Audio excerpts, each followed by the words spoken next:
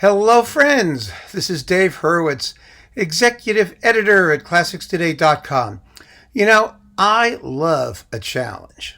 I really do. And one of the challenges you put to me is in the ideal list category, doing the ideal Prokofiev symphonies.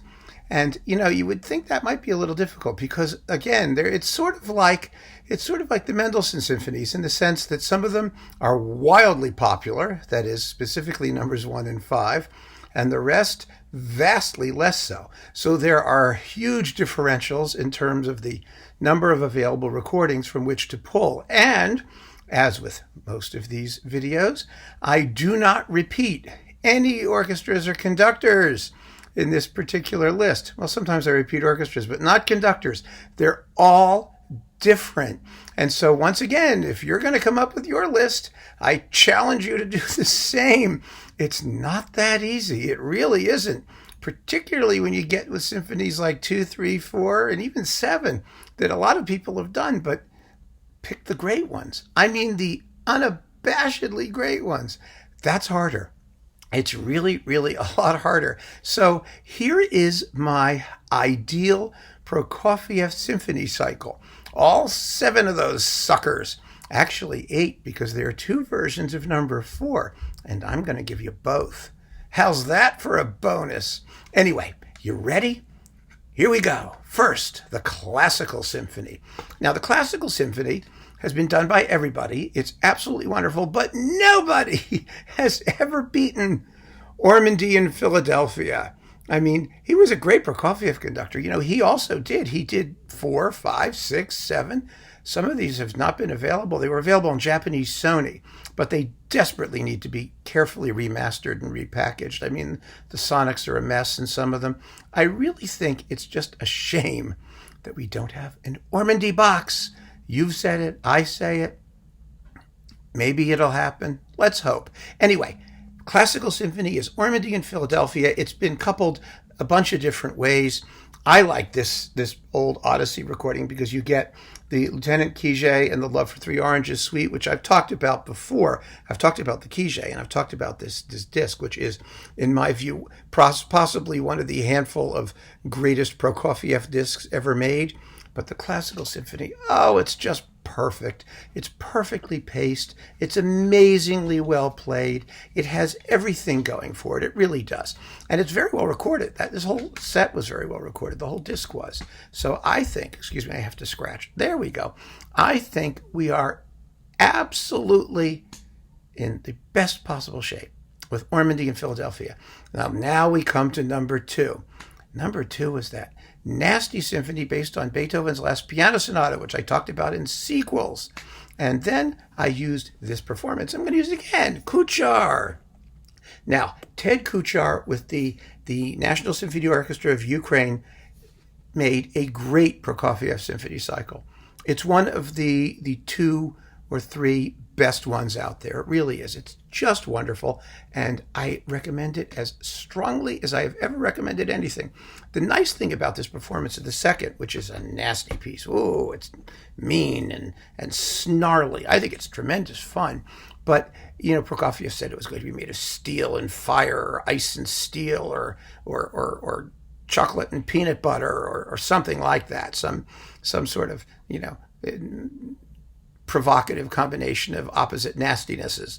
But anyway, it's really a terrific piece if you play it like music. You dig out the tunes, you keep it moving. Kuchar does all those things. It's just great. It's absolutely a great performance. Number 3. Now, number 3 is based on the opera The Fiery Angel, which is a fabulous opera. I love that opera. It is a completely demented, expressionistic nightmare opera. It's about a crazy woman who is looking for her fiery angel, who is probably Satan. And at one point, you know, Satan and Faust are having lunch in a cafeteria, and they run into him, and Satan devours a child. And I mean, it's completely nuts. And it winds up with demonic possession in a convent, which is always a great way to end an opera. I mean, you know, what could be more fun than that? In you know, the Kirov production came to the Met, and I saw it there, and it was wonderful. They had for the the demonic element, a group of dancers who writhed and in bodysuits, and it was just like the seething mass of writhing bodiness. Oh, it was so cool. Except the very, very ending, which looked like as someone once described, demonic possession in a laundromat. I mean, they're in the convent and they're throwing sheets and pillowcases all over the place while they're screaming at each other. But anyway, that's the end of that opera. It is a great opera, and it makes a really creepy, cool, nasty, gnarly symphony. I love the Third Symphony. And in order to do it well, you really have to go crazy. I mean, you have to just let it snap and snarl the way it has to. And there are 3 versions of it that we could have used, 3 or 4, really, basically. But choice came down to 2. It was either going to be Chailly or Muti. Both are fabulous. Muti with Philly and Chailly with the Concertgebouw. I picked Chailly. And the reason I picked Chailly is because the couplings, Verez's Arcana and Mossilov's Iron Foundry, which is just really, really cool. One of the classic pieces that hasn't been recorded that often because it's only like 3 minutes long, 3.5 minutes long of machine music. And it's just totally, totally cool. So this is the one to get. Chailly and the Concertgebouw doing Prokofiev's Third. But if you have to get Muti, you're in good shape. If you get Yarvi, you're in good shape. If you get Kuchar, you're in good shape. We're actually in good shape for the Third. It's kind of a shocker, all things considered. There is, by the way, one Prokofiev Symphony cycle that I cannot tell you to avoid strongly enough. And that's Ozawa's with the Berlin Philharmonic. It is horrible. It is absolutely awful. I mean, it has a couple okay things in it. The Fifth, for example, is not bad, but everything else, my God, it is underplayed, undercharacterized. It's dreadful. So I'm telling you right now, and I'm also telling you, when you make your lists, if you make your lists, do not include Ozawa in the Berlin Philharmonic. I will not take you seriously. I will delete your list immediately. I'm giving you fair warning. Some things, I understand it's all terribly, terribly subjective. But there's some things about which I know the objective truth. And the fact that Ozawa's Prokofiev cycle sucks is an objective statement. I'm telling you, it's an objective statement. Like it or not, just suck it up, folks. That's the truth. Anyway. All right, I'm done with my soapbox pamphleteering. Now we come to number 4. Now, Symphony Number 4 is another very problematic work because it exists in 2 versions. Originally, it was commissioned for the 50th anniversary of the Boston Symphony in 1929, like everything else that was composed in the 20th century that survived into the repertoire practically. And it's a wonderful work. It's based on the ballet The Prodigal Son. And so you might as well ask yourself, why not just go listen to the Prodigal Son? I mean, it's a terrific little ballet. Why not? I love it. Well, here's the point. The fact is that although it's based on that music, Prokofiev used plenty of additional material, arranged it very differently, and while it shares some themes and ideas, it's essentially an independent work. It really is. And one that I think has suffered from the fact, first of all, that it comes from the ballet. And as you know, symphonies and ballets, it's like, ew, yuck, ballets. Never the twain shall meet. What could be less symphonic than a ballet? I mean, that icky, silly, dancey thing that's the antithesis of symphonic construction and sobriety. I mean, ballets are colorful and never mind. It's a nice symphony. And I greatly prefer the original version for smaller forces. It's shorter, it's lighter, it's brighter, it's perkier. Prokofiev later revised it to make it more sort of socialist, realist, heroic. Again, now that is just a matter of subjective taste. It depends which ones you like. However, I don't have to choose. Why? Because if you get Rostropovich right here with Orchestre Nationale de France, you get both versions in absolutely first-class performances. The interesting thing about Rostropovich's Prokofiev cycle here is that it's really very good, except for the 6th. Oh, what a shame. I mean, Prokofiev symphony cycle with a bad sixth, it's like missing its heart. You know what I mean? It's such a pity because the rest of them are really very good. Rostropovich was a very good Prokofiev conductor. He knew the composer. Prokofiev wrote his symphony concerto for cello and orchestra for Rostropovich. He saw Rostropovich work. He did that wonderful recording of War and Peace, the opera. You know, he knew his Prokofiev. And it's just a thousand pities that the sixth in this cycle is such a dog. But you can get 4 and 4, 4 and 4, as I said. Both of them, both versions, both very well done. So that made me happy. And so I choose Rostropovich for the fourth. And now we come to the fifth, the one Prokofiev symphony after the Classical Symphony that everyone and their mother does. And there are a million wonderful performances of it. There really are. There are a lot of very, very good ones. And it's sort of tough to decide which one I'm going to pick. And I've talked about this before. And I think at the end of the day, as a singleton performance that is absolutely unbeatable and in its way completely unidiomatic, but fabulous for what it is, Carion and Berlin. You know, first of all, it has a tam-tam. My God, what a tam-tam. It is the loudest tam-tam of any Prokofiev fifth. It really does. I don't know where Carion found it or why he did it that way. It's a big, splashy monstrosity that, you know, bright and it'll blow your speakers out. And Carion never used it again in any other work that they ever did. It's fascinating. You don't hear it in any other Berlin Philharmonic recording, at least to this degree. Wow, they go nuts. This recording also has like no bass. And Prokofiev is also all bass, you know, bass drum pounding away constantly. You don't hear a bass drum in here. What you hear are strings. You hear such a weight and density of the string section. It's as much a Carion symphony in this sense as it is a Prokofiev symphony. But the coda of the first movement, when the strings are coming in with yam, bum, ba, bum, bum, bum, ba, I mean, it's like a wall of sound coming at you. You don't even need the bass drum because it's all there, and the double basses and the cellos. It's an astonishing performance, extremely virtuosic, very, very well done in all other respects, and one of Carion's great recordings with a great, great orchestra, and it sounds like no other version. If you want a more standard version, there's Kuchar, there's Yarvi, there's Previn, there's Slatkin, there's lots of them, and they're very, very good. They're very good, but Carion and Berlin is really special. It really is. Even if you don't like Carion and Berlin, you have to like this. You really do. And it will make you listen to the symphony with fresh ears, which is what a great performance should always do, don't you think? And now, Symphony Number 6. This is the greatest of all of them. By general consent, it is not an easy symphony to do. It's in 3 movements.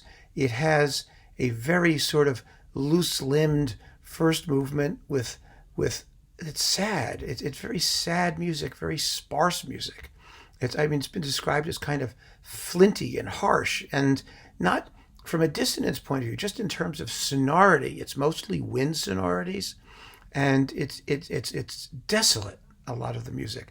The slow movement is gorgeous. God knows what form it's in. It's sort of a huge ABA kind of thing. And it's very long and kind of hard to keep together. And the finale is marvelous. The finale is a rondo. It's easy to deal with. The only thing about it is that the ending, you know, it brings back the themes from the first movement. And again, it's one of those, it's really a tragic symphony. But because he was in Soviet Russia, it's kind of like, you know, church music. It had to end in a major key or else the church would have you, like, you know, burnt at the stake or something. Well, you know, Soviet Russia was like that at this point, and it had to end happily, which it does at the very last second.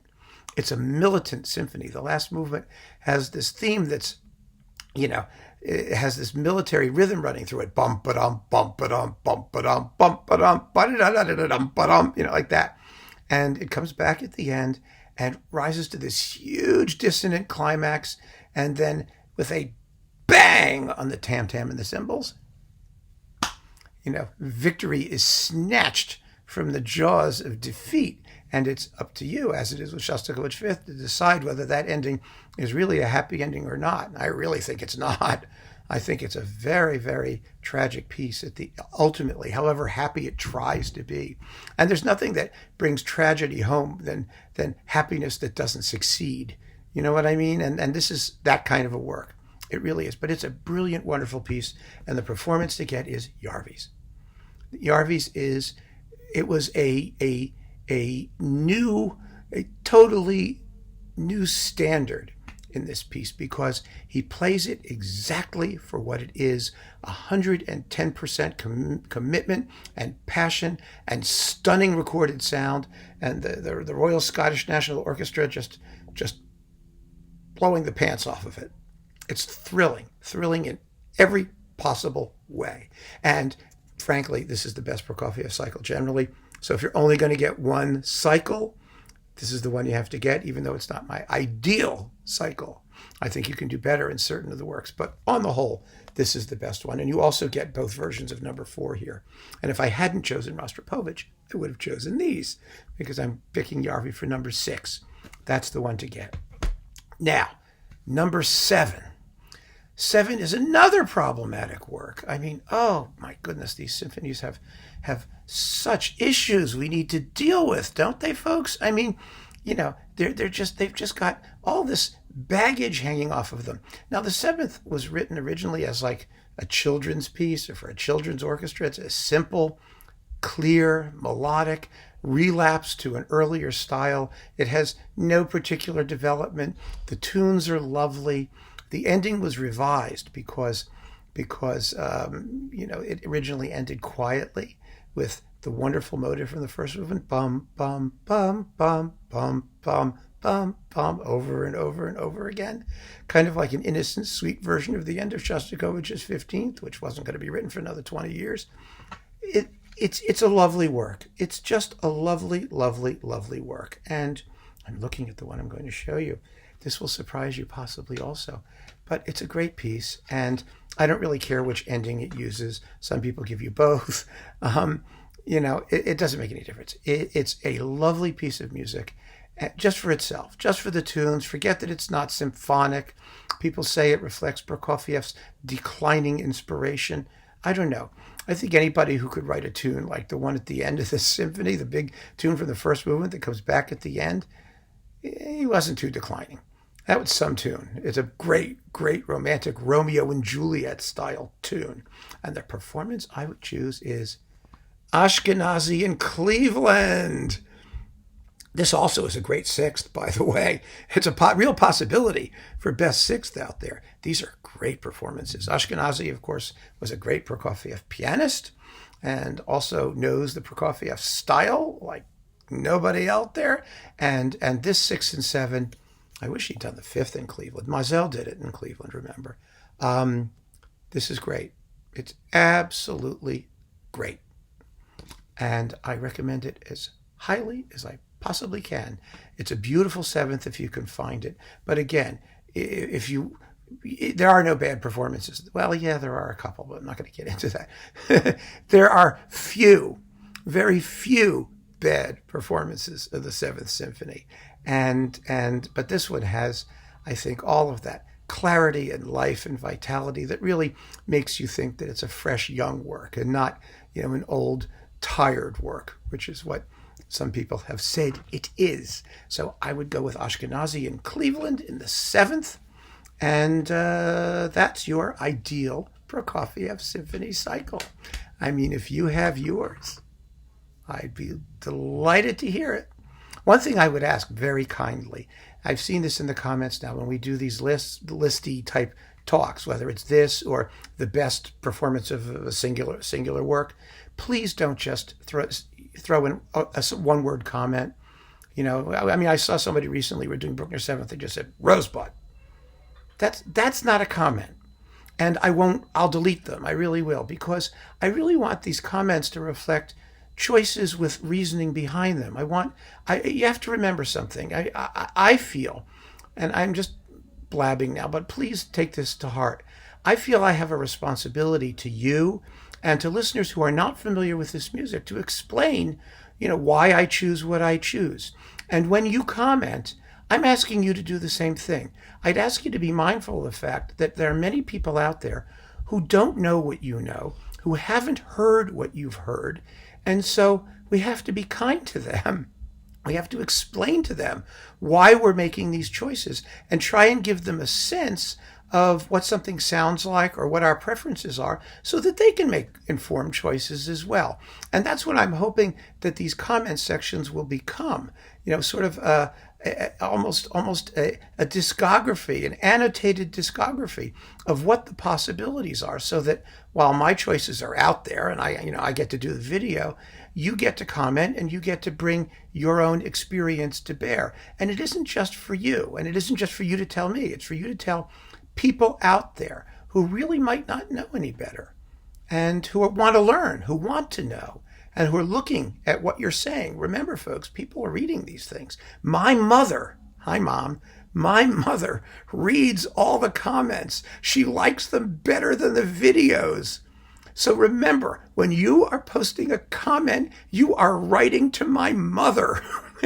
And if you say something she doesn't like, I hear about it. So in any case, let's leave it at that. And thank you for watching this ideal Prokofiev Symphony cycle chat. Please, folks, keep on listening. Always keep on listening. Take care. Bye-bye.